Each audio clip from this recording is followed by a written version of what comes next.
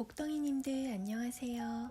이번 영상은 폭력적인 연인을 미리 알아보는 방법 2탄입니다. 먼저 말씀드리고 싶은 점은 혹시 폭력적인 사람을 만났다고 해도 여러분은 아무 잘못이 없습니다. 여러분이 뭔가 잘못했거나 부족해서 그런 일이 생긴 것이 아니라 그 쓰레기와 우연히 그냥 운이 나쁘게 교통사고처럼 잠시 연결되었을 뿐입니다. 그러니까 폭력성이 감지되면 얼른 걸러내고 소중한 우리 인생에서 걷어차 버리면 됩니다. 절대로 자신을 탓하거나 주눅들지 마세요. 그럼 지난 영상에서 말씀드린 4가지 특성에 이어서 폭력성이 나타날 수 있는 나머지 특성을 말씀드릴게요. 5째, 열등감이 심한 사람. 우리는 모두 어느 정도 열등감을 갖고 있습니다. 열등감은 무조건 나쁜 게 아니라 우리가 발전하는 동기부여가 되기도 하고 겸손하게 살도록 해주기도 합니다. 하지만 폭력성의 뿌리가 될 정도로 심한 열등감을 가진 사람은 남에 대해 주로 어떤 이야기를 하는지 관찰하면 알 수 있습니다. 이런 사람들은 남이 잘못된 이야기를 하면서 즐거워 보이고 남 잘 되는 꼴을 못 보는 성향을 보입니다.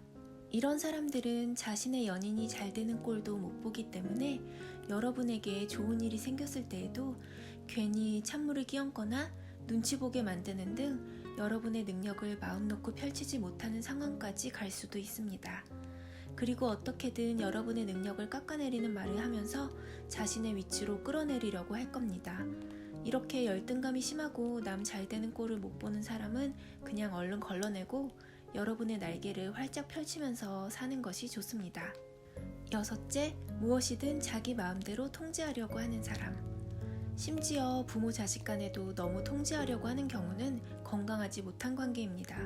그런데 부모 자식도 아닌 연인 관계일 뿐인데도 자기 마음대로 통제하려 하는 사람이 있습니다. 자기가 먹여 살리는 것도 아니면서 연인이 용돈을 어디다 쓰는지, 커피를 어디서 마셨는지, 친구 누구를 만났는지, 머리나 옷 스타일이 어떤지, 쉬는 날 시간을 어떻게 보내는지 등등 무엇이든 간섭하고 통제하려고 하는 사람이 있습니다. 초기에는 자칫하면 애정과 관심이 많은 것처럼 보일 수도 있지만 자기가 통제권을 쥐고 연인을 마음대로 휘두르고 싶어하는 찌질한 심리일 뿐입니다. 나의 행동이 연인으로서 상대방에게 무례하고 큰 피해를 주는 경우가 아닌 이상 나의 사생활에서 절대로 나의 자유와 선택권을 상대방에게 조금이라도 빼앗길 필요가 없습니다. 연인이 나에게 어이없는 통제와 간섭을 하도록 내버려 두지 마세요. 7째, 나의 주변 사람들을 싫어한다. 폭력성이 숨겨진 사람들은 연인을 통제하고 싶어 한다고 말씀드렸는데요.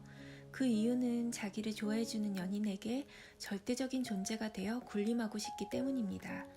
그런데 사실 본인은 열등감에 쩔어있고 찌질하기 때문에 나의 연인이 계속 순진하게 나에게만 푹 빠져있게 만들기 위해서 연인을 주변 사람들로부터 고립시키려고 합니다.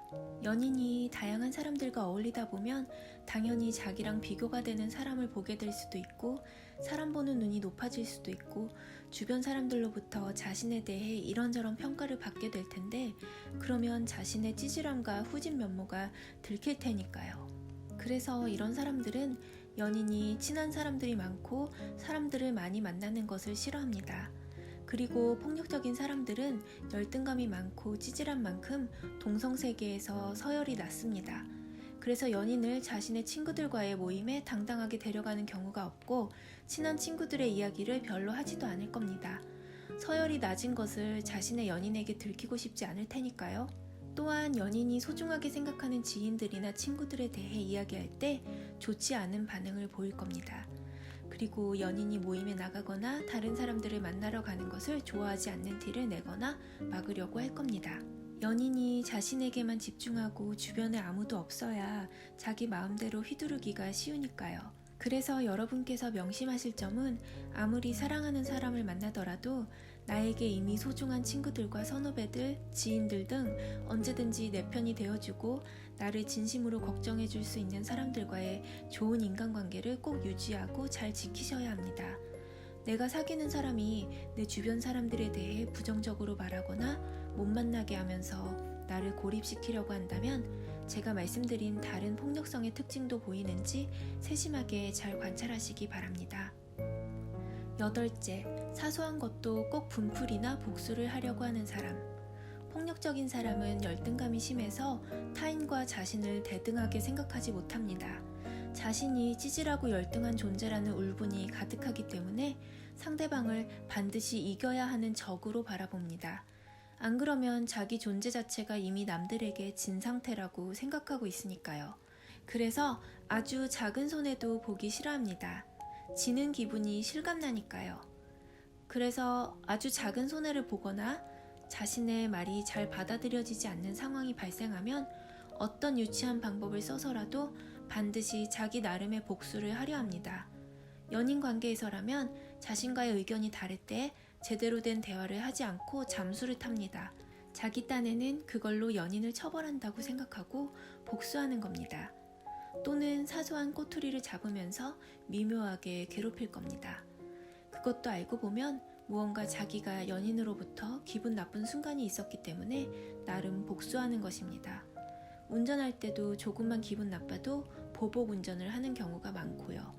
아주 미성숙하고 폭력적인 특성입니다. 나중에 크게 싸울 일이 생기거나 기분이 많이 상했을 때 무슨 짓으로 복수할지 모르는 매우 위험한 사람입니다. 제가 정리한 폭력적인 사람의 특성은 모두 12가지인데요. 지금까지 8가지를 말씀드렸고 마지막 3탄 영상에서 나머지 4가지를 말씀드리겠습니다. 폭력성을 가진 사람들의 특성을 정리해보면 여러 병적인 성격장애의 특성과 일치하는데요.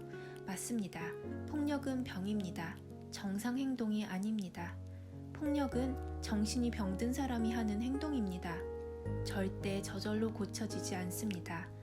그리고 마음껏 폭력을 휘두를 수 있는 대상을 만나면 무한대로 점점 심한 폭력을 마음 놓고 휘두를 겁니다. 지금까지 말씀드린 폭력성을 가진 사람들의 특성을 잘 기억하시고 빨리 알아차리고 걸러내시기 바랍니다. 저는 다음 3탄 영상을 얼른 만들어서 돌아올게요. 복덩이님들 오늘도 함께 해주셔서 고맙습니다.